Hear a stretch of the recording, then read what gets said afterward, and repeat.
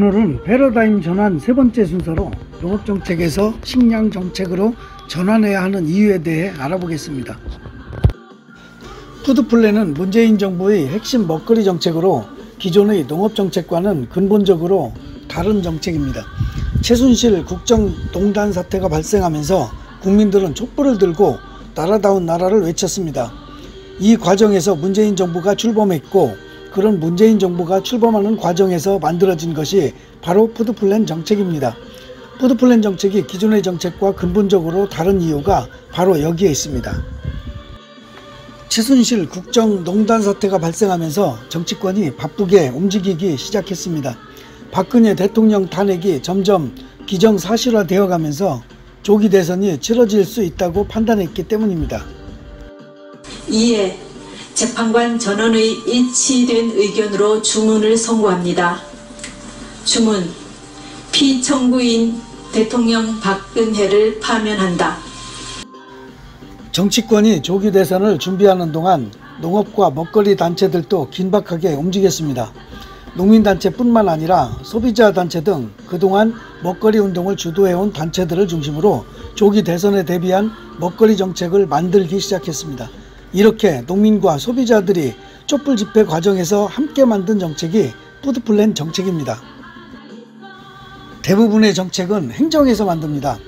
행정기관에서 토론회와 공청회 등을 통해 전문가와 현장 이해 당사자들의 의견을 수렴해 정책을 만듭니다. 전문가와 이해 당사자들의 의견이 얼마나 반영되는가 하는 문제는 전적으로 행정에서 결정합니다. 한마디로 행정이 정책 결정의 컨트롤 타워인 것입니다. 그러나 사상 초유의 대통령 탄핵과 함께 기존의 질서도 함께 탄핵되면서 국민들이 전면에 나서기 시작했습니다.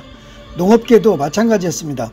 대통령 탄핵과 함께 행정은 멘붕 상태가 됐고, 농업 먹거리 단체가 국회의원들과 함께 새로운 먹거리 정책을 만들기 시작했습니다. 이렇게 만들어진 푸드플랜 정책의 핵심이 패러다임의 전환이라는 것은 어쩌면 당연한 귀결일 것입니다. 패러다임 전환의 내용을 다시 한번 정리하면, 첫째, 정책 결정 구조를 행정 중심에서 민관 거버넌스로 바꾸고, 둘째, 생산 중심에서 소비 중심으로 정책 추진 순서를 바꾸고, 셋째, 농업 정책에서 식량 정책으로 전환하는 것입니다. 오늘의 주제는 그 세 번째 순서로 농업 정책을 식량 정책으로 전환하는 것인데, 그 이유는 농민을 대상으로 하는 농업 정책만으로는 농업을 지켜낼 수 없기 때문입니다. 모든 것을 정치가 결정하는 시대에 100만 농가밖에 안 되는 농민들이 농업을 지켜낸다는 것은 불가능한 일입니다. 따라서 100만 농가를 대상으로 하는 농업 정책을 5천만 국민을 이해 당사자로 하는 식량 정책으로 확대하자는 것입니다. 아무리 IT 산업이 발전해도 먹지 않고는 살 수 없습니다. 또 GMO와 각종 첨가물로 만들어진 수입 먹거리는 국민에게 해롭습니다. 이렇게 농민도 살고 국민도 건강해지면서 자립적인 식량 안보를 이룰 수 있는 식량 정책으로 전환하자는 것이 패러다임 전환의 세 번째 내용입니다. 다음 시간에는 이렇게 만들어진 푸드플랜 정책이 어떻게 추진되고 있는지 종합적으로 살펴보겠습니다.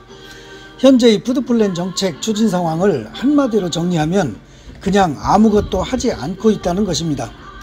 유일하게 하고 있는 것이 컨설팅 업체를 통해 지역 푸드플랜 수립을 위한 연구 용역을 하는 것인데, 이마저도 제대로 진행되지 않고 있다는 것이 일반적인 지적입니다. 이와 관련 한국농정신문 강선일 기자는 푸드플랜 기획 세 번째 기사에서 현재 진행되고 있는 푸드플랜 용역을 안고가 빠진 차별성 없는 붕어빵 푸드플랜이라고 호평했습니다. 한국농정신문에 소개된 김호열 충남 친환경농업협회 정책위원장의 멘트를 끝으로 패러다임 전환 세 번째 순서를 모두 마치겠습니다. 원래 충남도는 시민사회와의 논의를 통해 도내의 먹거리 통합지원센터를 14개 세우기로 했으나 충남도는 계획 현실화 명목으로 센터를 3개만 세우겠다고 한다. 이에 충남 시민사회는 문제 제기 중이라며, 지난 5월 급식예산 삭감 시도에서도 드러났지만 양승조 지사는 시민사회와 약속한 푸드플랜 실천 의지가 없어 보인다 고 비판했다.